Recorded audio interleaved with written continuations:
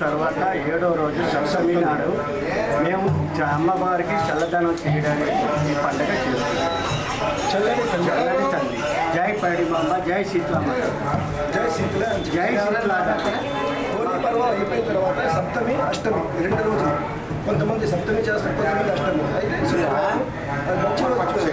అయితే చల్లదనానికి తల్లి చల్లదనానికే ఇలా ఉంటాను. అందరినీ చల్లగా చూడు తల్లి.